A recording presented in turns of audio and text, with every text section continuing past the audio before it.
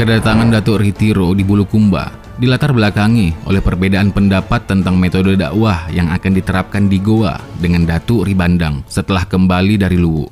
Dalam perjalanan kembali ke Goa, sesuai saran Raja Luwu, Datuk Ribandang dan Datuk Ritiro terlibat perdebatan kritis. Topik yang mereka perdebatkan berkenaan dengan aspek Islam yang seharusnya diprioritaskan dalam Islamisasi. Datuk Ribandang berpendapat bahwa aspek syariah seharusnya dikedepankan dalam Islamisasi di Goa karena sesuai dengan kondisi dan kebutuhan masyarakat pada saat itu. Sebaliknya, Datuk Ritiro memandang bahwa aspek tasawuf yang paling penting dikedepankan karena sesuai dengan selera masyarakat.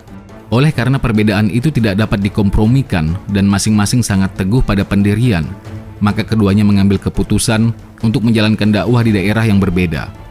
Datuk Ribandang meneruskan perjalanan ke kerajaan Goa untuk menyebarkan Islam dengan penekanan pada syariah atau hukum Islam, karena ajaran tersebut sangat sesuai dengan masyarakat Goa yang sudah memiliki peradaban tinggi dan telah memiliki hukum-hukum adat yang mapan. Datuk Ritiro sendiri kemudian memutuskan untuk singgah dan menetap di Tiro Bulukumba dan mengembangkan ajaran tasawuf. Matulada 1976 halaman 29. Lainnya, Datuk Ritiro lantas memutuskan berlabuh di daerah Tiro yang sekarang berada di Kecamatan Bontotiro. Salah satu sumber cerita rakyat setempat melukiskan kisah bahwa Datuk Ritiro mendarat di pesisir pantai Limbua dan dari situlah ia memulai penyebaran agama Islam. Sebagaimana salah satu pola penyebaran dan pembentukan formasi sosial Islam di Asia Tenggara yang dirumuskan Taufik Abdullah 1988 halaman 83. Datuk Ritiro terlebih dahulu berhadapan dengan suatu ujian ketinggian ilmu magis dari tokoh-tokoh lokal karismatik. Datuk Ritiro, sebelum memulai pengajarannya, terlebih dahulu harus mengadu kesaktian dengan Karaeng Tiro. Apalagi kedatangannya sangat menarik perhatian karena diberitakan memiliki kekeramatan yang luar biasa. Tampaknya, pola permainan adu kesaktian atau kekuatan spiritual sering dihadapi oleh para wali dan ulama pionir Islam di masa lalu guna menegaskan jika perang tidak diperlukan. Hikayat Banjar misalnya menceritakan bahwa cahaya Raden Rahmat sudah cukup untuk membuat penguasa dari Jipang menjadi Islam, atau ketika penguasa Kutai dikalahkan Datuk Ribandang lewat adu kekuatan magis. Red 2011 B 179-180. Ada dua hal pertanyaan yang mesti dijawab. Yang pertama, bagaimana Datuk Ritiro menemukan negeri ini? Selanjutnya yang kedua, mengapa negeri Tiro dipilih sebagai tempat dakwah? Kedua pertanyaan ini penting untuk melihat pertimbangan strategis dakwah Islam masa-masa awal di negeri Tiro, Bulukumba pada khususnya, dan Sulawesi Selatan pada umumnya. Dari bukti arkeologis berupa keramik asing, negeri Tiro di masa lalu merupakan pelabuhan transit yang penting dalam menghubungkan sejumlah pusat kerajaan di dalam kawasan Teluk Bone dan wilayah timur atau barat Nusantara seperti Buton, Maluku, Ternate, Johor, Jawa, dan lain-lain. Dalam survei secara acak, ditemukan sejumlah fragmen keramik dari abad ke-14 Masehi, serta koleksi hasil penggalian masyarakat yang disimpan oleh keluarga keturunan Raja Tiro. Bukti arkeologis ini menunjukkan adanya aktivitas perdagangan yang sudah dinamis di pantai Tiro, sekurang-kurangnya sejak abad ke-14 Masehi. Dengan demikian, pilihan menjadikan negeri Tiro sebagai salah satu pusat penyebaran agama Islam juga berkaitan dengan kedudukan pentingnya dalam pelayaran niaga di abad pertengahan. Dari aspek geografis, wilayah negeri Tiro dapat menjadi pelabuhan transit baik ketika musim barat maupun musim timur, sehingga ketika pelabuhan niaga Selayar tidak aman dari terjangan ombak, pantai Tiro dapat menjadi salah satu pilihan terdekat yang dapat ditemukan. Posisi strategis itu disebabkan pula pantai timur Pulau Selayar kurang baik untuk berlabuh karena secara geomorfologis kawasan tersebut didominasi tebing-tebing karang yang terjal.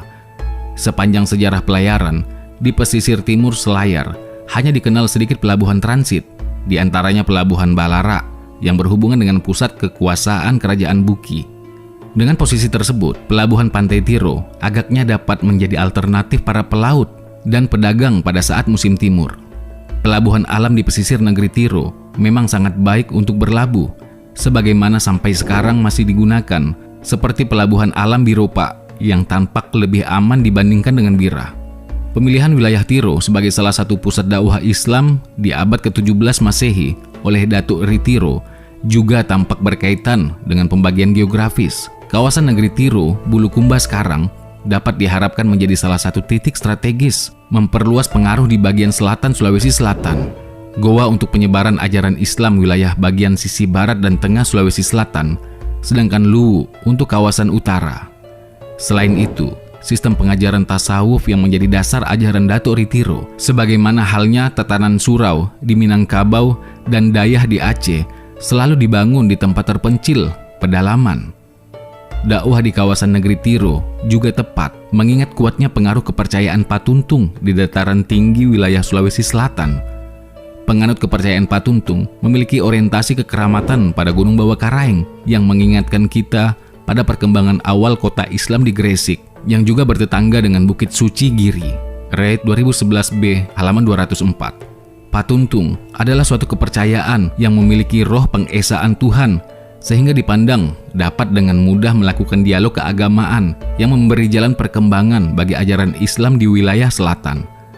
Dalam ajaran Patuntung ditemukan adanya kepercayaan terhadap Tuhan Yang Maha Esa sebagai pencipta alam semesta, mempercayai adanya kenabian dan hidup setelah mati. Gambaran Islamisasi di Sulawesi Selatan oleh Datuk Talua memperlihatkan dua corak. Pertama, corak pemahaman akidah yang masih sangat dipengaruhi oleh kepercayaan leluhur atau megis, yaitu pemahaman dan pengamalan kelompok masyarakat di Cerekang, Kajang Lekleng, Tiro, dan Amparita.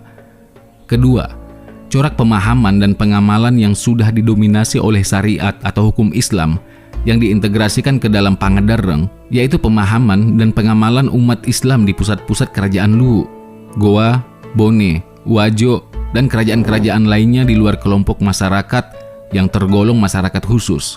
Meskipun demikian, perbedaan pemahaman ajaran agama Islam tidak dipersoalkan.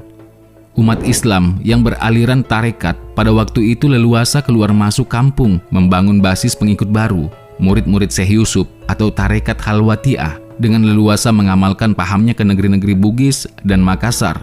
Begitu pula murid-murid Datuk Ritiro tidak memperoleh hambatan dalam melaksanakan acara ritual pada masyarakat yang berdiam pada bagian selatan Gunung Bawakaraeng.